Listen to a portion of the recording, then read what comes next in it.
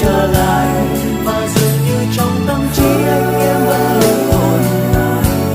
Đến khi anh nhắm mắt lại, chuyện tình mình đã phôi phai. Em bước đi cùng ai, tim em xa anh mãi mãi.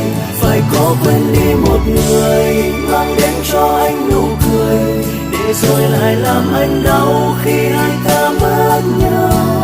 Anh sẽ quên đi tình sâu, sẽ xóa đi bao u sầu. Anh muốn yêu em dài lâu nhưng hai ta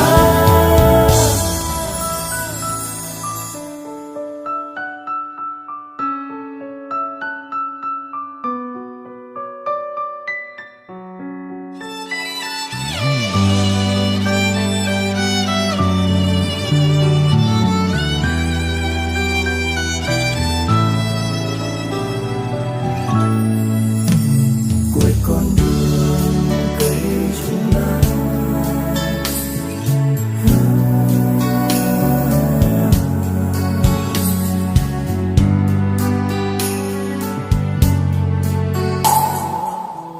Giờ bỗng thấy cảm giác mỗi lúc nhớ em nhiều hơn. Anh nhớ em nhiều lắm.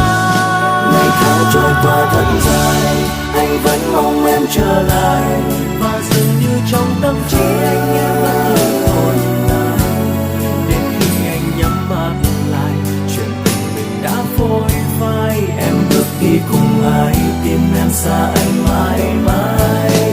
Phải cố quên đi một người mang đến cho anh nụ cười, để rồi lại làm anh đau khi hai ta mất nhau. Anh sẽ quên đi tình sâu, sẽ xóa đi bao u sầu. Anh muốn yêu em dài lâu nhưng hai ta